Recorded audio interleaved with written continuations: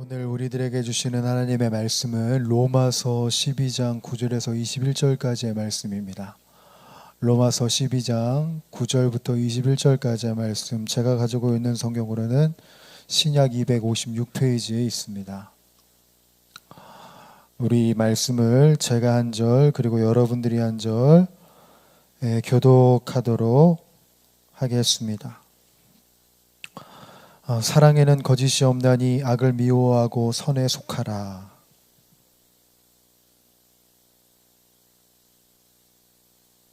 부지런하여 게으르지 말고 열심을 품고 주를 섬기라.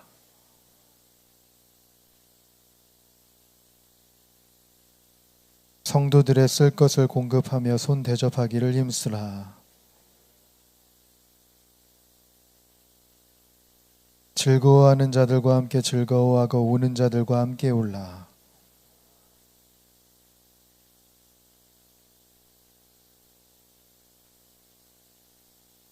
아무에게도 악을 악으로 갚지 말고 모든 사람 앞에서 선한 일을 도모하라. 내 사랑하는 자들아, 너희가 친히 원수를 갚지 말고 하나님의 진노하심에 맡기라. 기록되었으되 원수 갚는 것이 내게 있으니 내가 갚으리라고 주께서 말씀하시니라.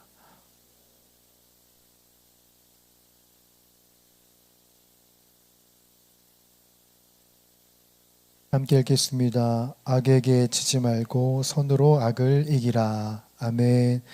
이 말씀 앞에 우리의 고백을 하나님께 올려드리며 나가도록 하겠습니다. 이 성경은 하나님의 말씀입니다. 이 성경이 말하는 내가 나 자신입니다. 성경이 가졌다 하면 가진 것입니다. 성경이 할 수 있다면 하는 것입니다. 지금 하나님의 말씀을 들으려고 합니다. 아주 진실하게 고백합니다. 나의 가슴이 활짝 열렸습니다. 저에게 말씀하여 주십시오. 아멘. 우리 말씀 듣기에 앞서서 우리 앞뒤 좌우에 있는 형제 자매님들께 이렇게 인사하실까요? 주님이 지금 이곳에 함께 하십니다.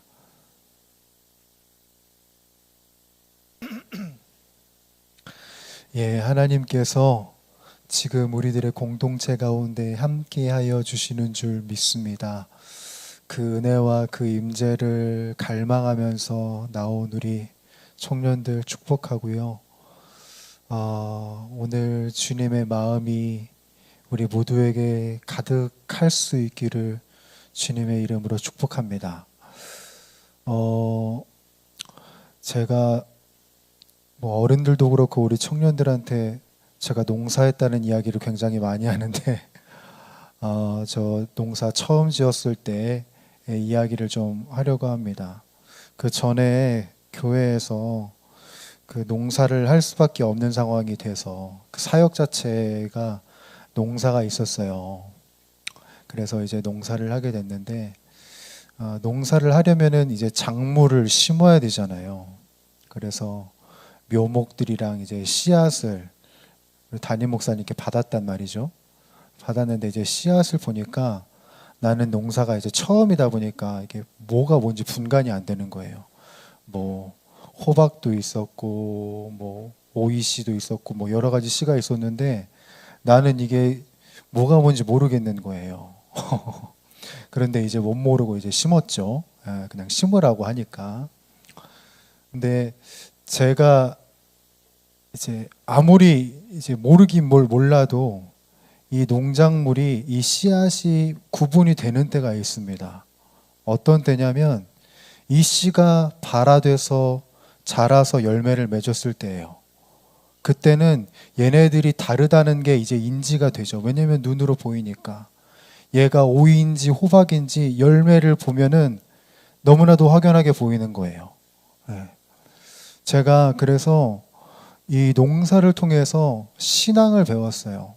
어떤 거냐면 우리들의 이 신앙이라는 것은 뭐냐면 우리가 같은 훈련을 받고 같은 예배를 드리고 같은 사역을 하면서 살아가는데 어느 누군가는 풍성한 열매가 맺고 어떤 사람은 굉장히 다른 열매가 맺혀진다는 말이에요. 근데 그 일이 왜 벌어지냐면 그 사람이 신앙생활을 하면서 품고 있었던 그 마음가짐이더라는 거예요. 내가 어떤 의도를 품고 신앙생활을 했는지에 따라서 내 인생에 맺혀지는 열매가 다르더라. 즉, 내 마음에 무엇을 품고 있었는지가 결국 열매로 드러나더라는 거예요. 그래서 누가복음 6장 43절에서 45절까지의 말씀을 보면은 우리가 너무나도 잘 아는 비유의 말씀들이 나오는데 그게 어떤 거냐면 이런 내용이에요. 못된 열매 맺는 좋은 나무가 없고 또 좋은 열매 맺는 못된 나무가 없느니라. 나무는 각각 그 열매로 아나니 가시나무에서 무화과를 또는 찔레에서 포도를 따지 못하느니라. 선한 사람은 마음에 쌓은 선에서 선을 내고 악한 자는 그 쌓은 악에서 악을 내나니 이는 마음에 가득한 것을 입으로 말함이니라. 결국은 신앙생활이라는 건 내가 내 마음에 품고 있었던 것, 내가 생활을 하면서 내 심령에 갖고 있었던 게 드러나는 것이란 말이에요. 결국 내 안에 있는 게 드러나게 되기 마련이에요. 내가 어떤 의도를 품었는지, 어떤 생각을 갖고 있었는지가 열매로 나타난다라는 겁니다.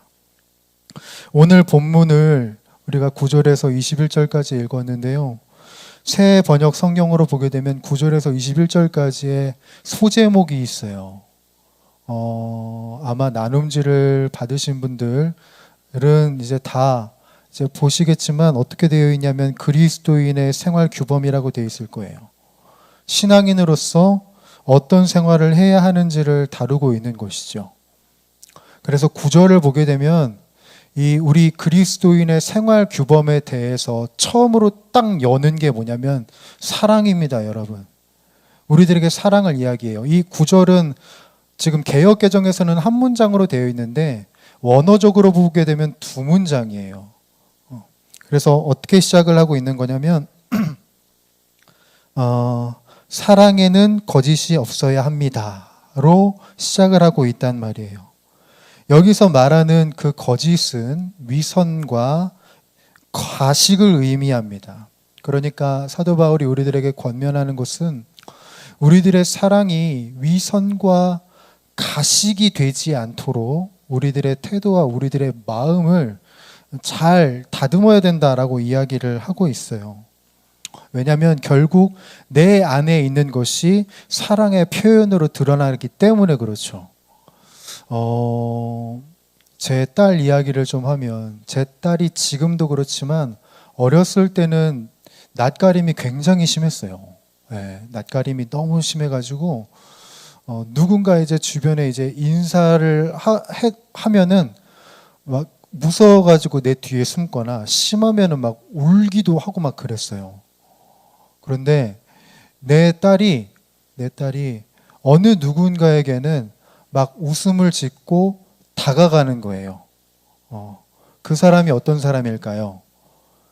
잘생긴 사람? 이런 말하면 그렇지만 잘생긴 사람 좋아하긴 하더라고요. 네. 잘생긴 사람 보면은 막 씩 웃고 막 그러더라고요. 네.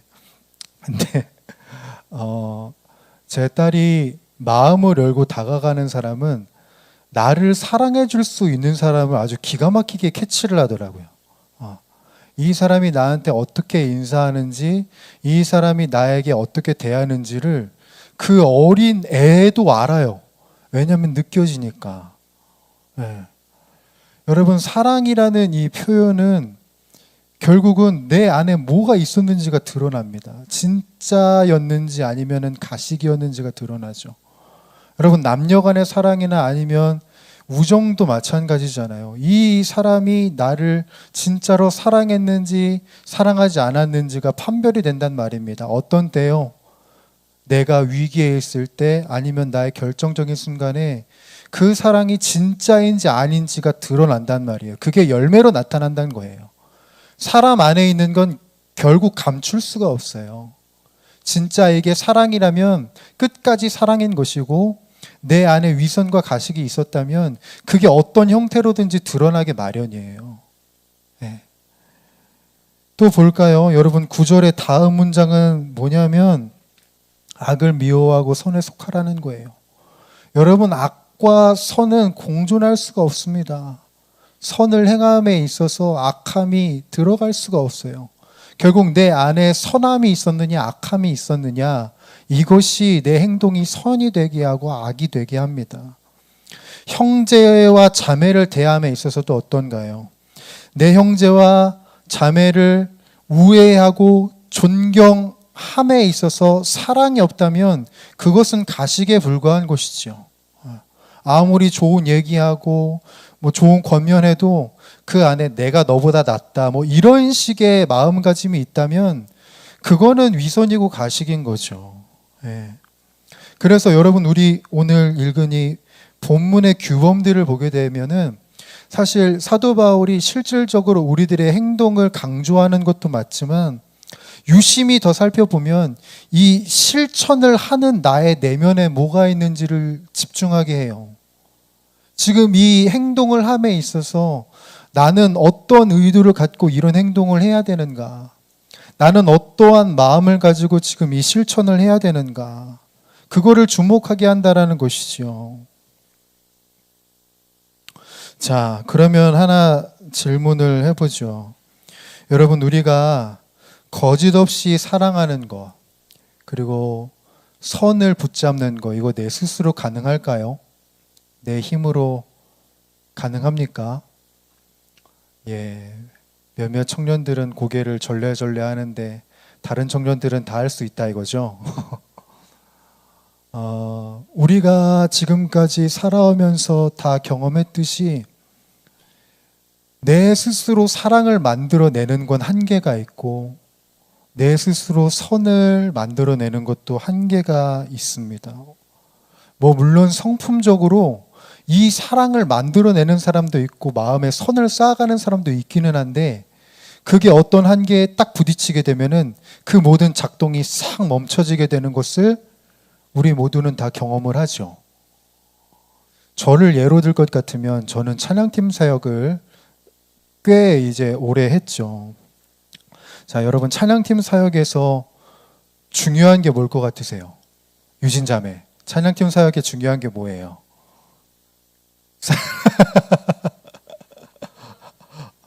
우리 에바다 찬양팀 사랑이 왜 호응이 없지?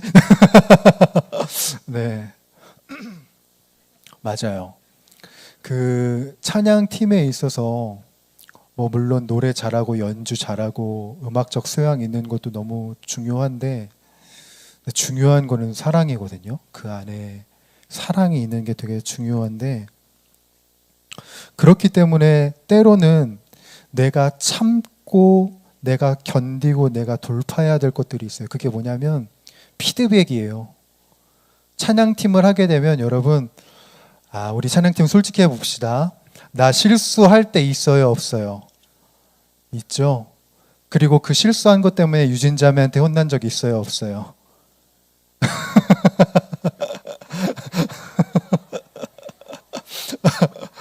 있다고 하는데요. 네. 맞아요. 있어요. 네. 이게 찬양 우리 에바다 찬양팀만 그런 게 아니라 모든 찬양팀이 그렇다고요. 실수하는 부분들, 연습하면서 잘 되지 않는 부분들을 반드시 짚고 넘어가야죠. 왜냐하면 안 되니까. 이걸 잘 되게 해야 되니까. 근데 만약에 그 이제 피드백을 듣는 나의 이 마음이 내가 억지로 막 사랑을 만들어내고 성품적으로 사랑을 막 만들어내서 한다고 하면 그게 어느 순간부터 딱 멈춰지게 돼요. 그러면 어떤 일이 벌어지냐면 피드백이 상처로 와닿게 되는 거예요. 왜 유진 언니가 왜 저렇게 얘기하지? 그쵸, 하은 자매.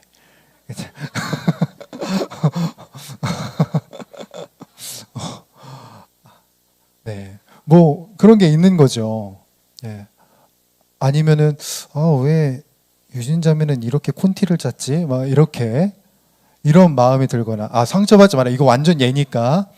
예, 이게 만약에 사랑이 없다고 하면 이것도 지금 상처가 되는 거예요. 예.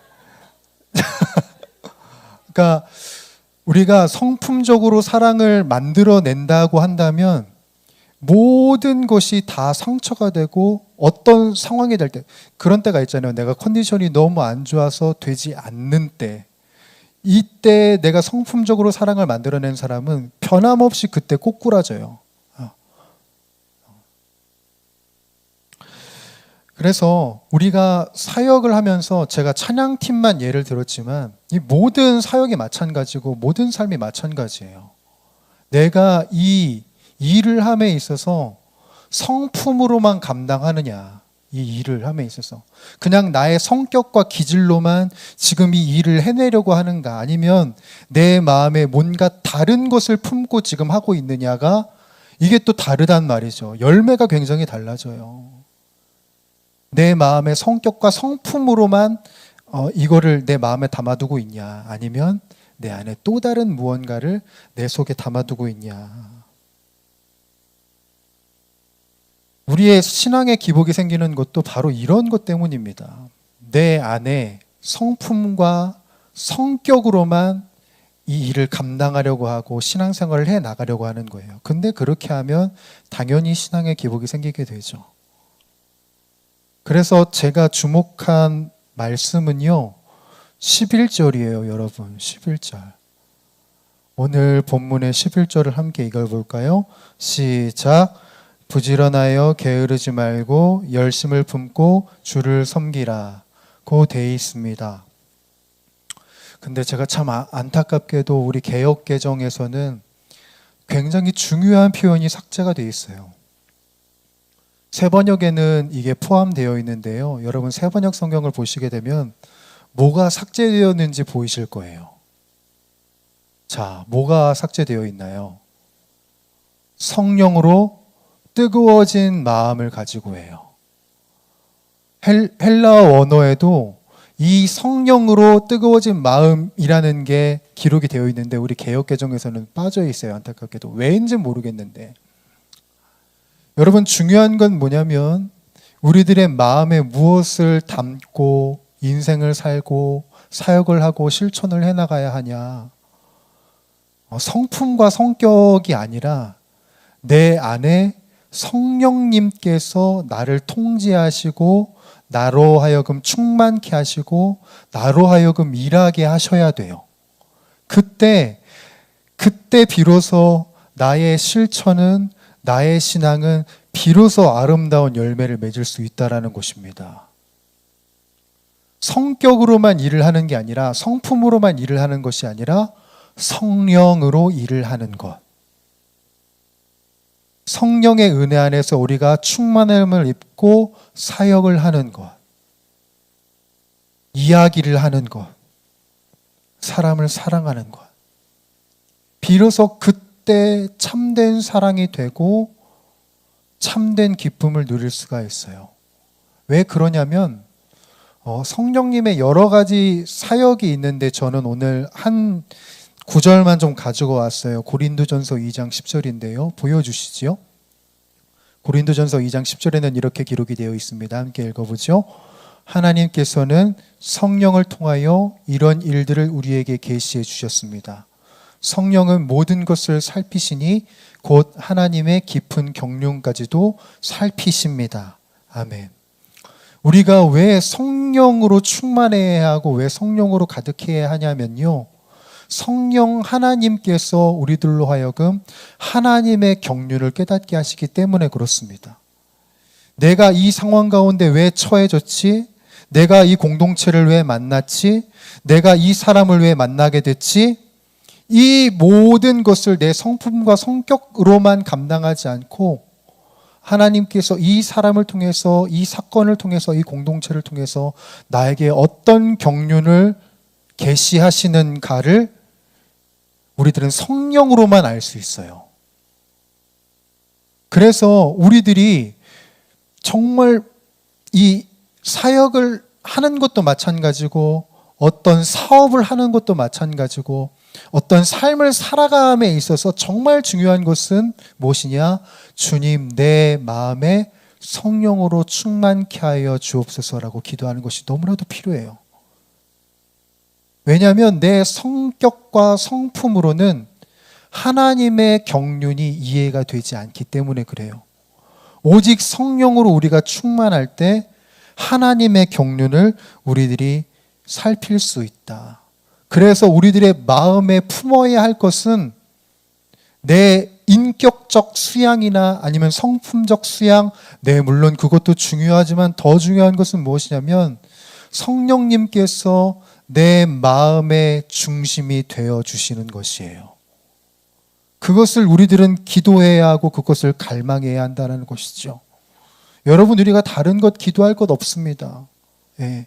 내 인생에 좋은 것, 아름다운 것, 좋은 직장, 네, 그거 너무나도 우리들에게 중요하지만 더 중요한 것은 내가 하나님의 경륜을 깨달아 알 수 있도록 성령님께서 내 마음에 함께 달라고, 충만하게 임하여 달라고 기도해야 하는 것이에요. 저희가 상반기 이제 마무리함에 있어서 내 마음 그리스도의 집이라는 것을 좀 북쉐어링을 했거든요. 4명이서 저까지 5명, 4명? 5명이서 책 나눔을 했는데 그 챕터 중에 이런 내용이 있었어요. 무엇이냐면 작업실이라는 공간이 있는데 우리들의 마음의 방에 어떤 열매를 만들고 어떤 작품을 만드는 작업실이라는 공간이 있는데 주인공이 자신 스스로 작품과 어떤 조각물을 만들었는데 너무나도 투박한 거예요. 그때 주님께서 그 주인공에게 뭐라고 이야기하셨냐면 그 챕터의 내용을 제가 그대로 준비를 좀 했거든요. 네, 좀 보여주실까요? 네, 이렇게 기록이 되어 있어요. 긴장을 풀고 나의 영이 너를 통해서 일하도록 해라. 내가 기술이 서툴고 솜씨가 없다는 것을 안다. 그러나 성령은 가장 노련한 일꾼이시니 그가 내 손과 마음을 다스린다면 그는 너를 통해 일할 것이다. 라고 되어 있어요. 우리들의 인생에 아름다운 열매를 맺을 수 있는 비결은 무엇에 있을까요?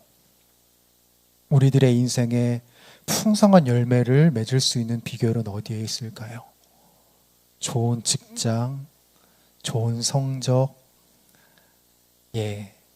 그것도 중요하겠지만 더 중요한 것은 성령님께 여러분들의 마음을 맡겨드린다면 내 인생의 어떤 순간에서든지 풍성한 열매와 아름다운 열매가 분명히 맺어질 수 있게 될 것입니다. 그래서 우리 에바다 청년들, 우리가 기도해야 돼요. 그래서 더 간구해야 되고 더 찬양해야 하고 더 예배해야 합니다. 왜냐하면 성령님께서 내 마음에 충만하여 지실 수 있도록 주님께서 내 마음을 주장하여 주셔서 이 공동체와 이 사건과 이 사람이 어떤 하나님의 경륜이 있는지 파악할 수 있도록, 그래서 더 주님을 온전히 예배할 수 있도록, 더 공동체를 신실하게 섬길 수 있도록 우리들은 성령 하나님께 우리들의 마음을 내어놓아야 합니다. 사랑하는 에바다 권속들, 우리 공동체의 이름처럼 성령님께 우리들의 마음이 열려지기를 소원합니다. 그래서 성령님으로 인하여서 이 세상의 이 어려운 시점에 주님의 풍성한 열매를 경험하고 체험하는 저와 여러분들의 인생이 다 되기를 주님의 이름으로 간절히 축복합니다. 기도하겠습니다.